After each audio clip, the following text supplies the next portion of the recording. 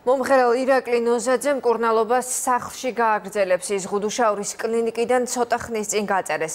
თუმცა მანამდე გამომძიებლის კითხვებს პალატაში უპასუხა. ადვოკატის განცხადებით ის დაზარალებული სტატუსით გამოიკითხა და არანაირი ნარკოტიკის შესახებ კითხვა არ დასმულა.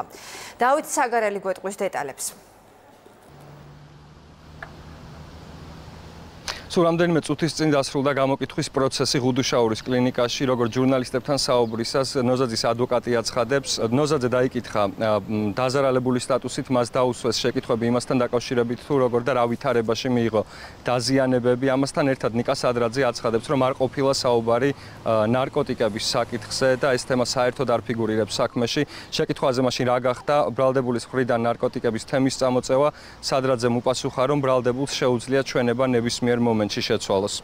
ირაკლი ნოზაძემ როგორც დაზარალებულმა დეტალურად აღწერა, როგორ, რა ვითარებაში და ვისი მხრიდან მიიღო დაზიანებები. ნარკოტიკულ საშუალებებზე კითხვა ესე კონკრეტულად არ დასმულა, თუმცა იყო ამაზე საუბარი, ანუ კონკრეტულად იმაზე თუ რა ტიპის ურთიერთობა იყო. მსგავსი კითხვა ირაკლი ნოზაძის მიმართ არ დასმულა ნარკოტიკების რეალიზაციასთან დაკავშირებით მარტივი მიზეზის გამო.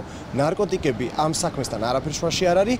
რაც შეეხება დანაშაულის სავარაუდო მოტივს, როგორც ნიკა სადრაძე აცხადებს, ეს გახდა თანხის სესხება, დილით ისესხა მისი განცხადებით ნოზაძემ ბრალდებულისგან თანხა და საღამოს უნდა დაებრუნებინა, თუმცა ვერ მოახერხა, რასაც უკვე მოგვიანებით მისი დაჭრა მოყვა. გეტყვით, ამ საქმესთან დაკავშირებით დაკავებულია ორი ახალგაზრდა ქალბატონი, ერთ-ერთ მათგანს გამოძიება განზრახ მკვლელობის მცდელობაში სდებს ბრალს, ხოლო მეორეს დანაშაულის შეუტყობინებლობას.